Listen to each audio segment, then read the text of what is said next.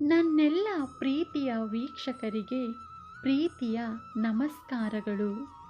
ನಿನ್ನ ಸ್ವಾರ್ಥಕ್ಕಾಗಿ ಯಾರಿಗೂ ಕಣ್ಣೀರು ಹಾಕಿಸಬೇಡ. ಉಳಿದಿದ್ದೆಲ್ಲವನ್ನ ಭಗವಂತನಿಗೆ ಬಿಟ್ಟು ಬಿಡು. ಇಲ್ಲಿ ಸಂಬಂಧ ದೊಡ್ಡದಲ್ಲ, ಪದವಿ ಇದ್ದವನು ದೊಡ್ಡವನಲ್ಲ, ಹಣ ಇದ್ದವನು ದೊಡ್ಡವನಲ್ಲ. ಯಾರು ಕಷ್ಟದ ಸಮಯದಲ್ಲಿ ಮನುಷ್ಯತ್ವ ದೊಡ್ಡದು ಎಂದು ಹೆಗಲಿಗೆ ಹೆಗಲು ಕೊಡುವನೋ ಅವನೇ ದೊಡ್ಡವನು. ಕಾಲಚಕ್ರದೊಳಗೆ ಯಾರನ್ನ ಮೇಲೆ ಎತ್ತಬೇಕು, ಯಾರನ್ನ ಪಾತಾಳಕ್ಕೆ ತುಳಿಯಬೇಕು ಎಂದು ಕಾಲ ನಿರ್ಣಯ ಮಾಡುತ್ತದೆ. ಹಾವು ಅರಣ್ಯದಲ್ಲೇ ಇರಬೇಕು, ಹದ್ದು ಆಕಾಶದಲ್ಲಿಯೇ ಇರಬೇಕು. ಮನುಷ್ಯ ಸತ್ಯ ಧರ್ಮ ಸ್ವಂತ ಬುದ್ಧಿಯಿಂದ ನಡೆಯಬೇಕು. ಅದಲು ಬದಲು ಆದರೆ ನಮ್ಮ ವಂಶ ಸರ್ವನಾಶವಾಗುತ್ತದೆ. ಒಳ್ಳೆಯದು ಮತ್ತು ಕೆಟ್ಟದ್ದು ಎಲ್ಲವೂ ನಿಮ್ಮ ಚಿಂತನೆಯನ್ನು ಅವಲಂಬಿಸುತ್ತದೆ. ಶಾಲೆಯ ಗಂಟೆ ಬೆಳಗ್ಗೆ 8 ಗಂಟೆಗೆ ಕರ್ಕಶವಾಗಿ ಕೇಳಿಸಿದರೆ ಮಧ್ಯಾಹ್ನ 2 ಗಂಟೆಗೆ ಇಂಪಾಗಿ ಕೇಳಿಸುತ್ತದೆ. ನೀವು ಹೇಗೆ ಸ್ವೀಕರಿಸುತ್ತೀರಿ ಎಂಬುದರ ಮೇಲೆ ಎಲ್ಲವೂ ಅವಲಂಬನೆಯಾಗಿರುತ್ತದೆ. ಪದೇ ಪದೇ ನಿಮಗೆ ಕಷ್ಟಗಳು ಬರುತ್ತಾ ಇದೆ ಅಂದರೆ ನಿಮ್ಮ ಹಣೆಬರಹ ಸರಿಯಿಲ್ಲ ಅಂತ ಅಲ್ಲ. ಮುಂದೆ ನಿಮಗೋಸ್ಕರ ತುಂಬ ಒಳ್ಳೆಯ ದಿನಗಳು ಕಾಯುತ್ತಾ ಇವೆ ಎಂದರ್ಥ. ಒಂಟಿಯಾಗಿರಿ, ತಾಳ್ಮೆಯಿಂದ ಇರಿ. ಯಾರಿಗೋಸ್ಕರನೂ ಗೋಗರೆಯಬೇಡಿ, ಯಾರ ಹಿಂದೆಯೂ ಜಾರಬೇಡಿ.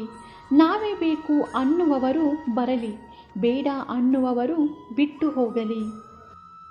ಸುಣ್ಣದ ನೀರು ಕೂಡ ಹಾಲಿನಂತೆ ಕಾಣುತ್ತದೆ, ಆದರೆ ಗುಣ ಮಾತ್ರ ಬೇರೆಯಾಗಿರುತ್ತದೆ. ಹಾಗೆ ಕೆಲವರು ನಿಮ್ಮವರಂತೆ ಕಂಡರೂ ಅವರ ಒಳಗಿನ ರೂಪ ಬೇರೆಯದ್ದೇ ಆಗಿರುತ್ತದೆ. ನಾವು ಗಳಿಸುವ ಸಂಪತ್ತು ನಮಗೆ ಅಂತಸ್ತನ್ನು ತಂದುಕೊಡಬಹುದು. ನಾವು ಕಲಿಯುವ ವಿದ್ಯೆ ನಮಗೆ ಅರಿವನ್ನು ತಂದುಕೊಡಬಹುದು. ಆದರೆ ನಮ್ಮ ಒಳ್ಳೆಯ ನಡತೆ ಮಾತ್ರ ನಮಗೆ ಒಳ್ಳೆಯ ಗೌರವವನ್ನು ತಂದುಕೊಡುತ್ತದೆ ಅನ್ನೋದನ್ನು ಯಾವತ್ತೂ ಮರೆಯಬಾರದು.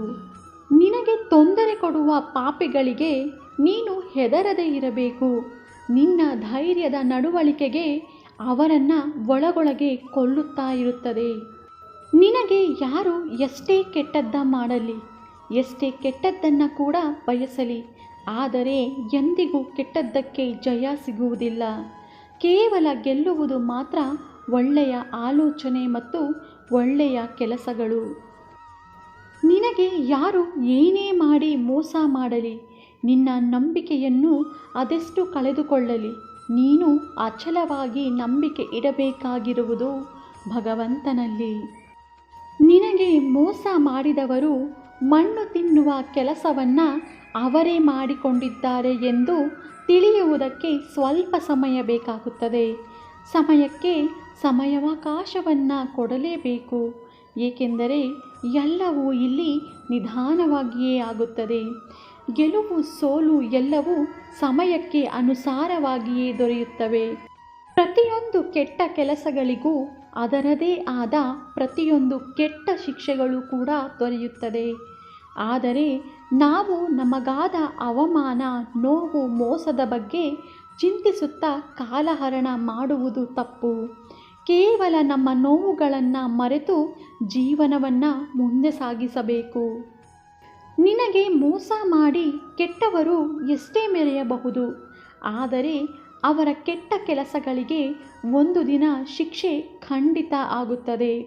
ಹಾಗೂ ಆ ಶಿಕ್ಷೆ ಎಷ್ಟು ಭಯಂಕರವಾಗಿರುತ್ತದೆ ಎಂದರೆ ಅವರು ಒಂದು ಬಾರಿ ಕೆಳಗೆ ಬಿದ್ದರೆ ಇನ್ಯಾವತ್ತೂ ಜೀವನದಲ್ಲಿ ಮೇಲೆ ಏಳುವುದಕ್ಕೆ ದೇವರು ಬಿಡುವುದಿಲ್ಲ. ಮೋಸಕ್ಕೆ ಮೋಸವೇ ಉತ್ತರವನ್ನು ಕೊಡುತ್ತದೆ. ಹಾಗೂ ನಿನಗಾದ ಮೋಸವನ್ನು ಎಂದಿಗೂ ಮರೆಯಬೇಡ. ಅದರ ವಿರುದ್ಧ ಪ್ರತೀಕಾರ ತೀರಿಸಿಕೊಳ್ಳಲು ನೀನು ಜೀವನದಲ್ಲಿ ಹೋರಾಡಲೇಬೇಕು. ಆದರೆ ನಿನ್ನ ಹೋರಾಟ ಎಂದಿಗೂ ಧರ್ಮದ ದಾರಿಯಲ್ಲಿ ಸಾಗಲಿ.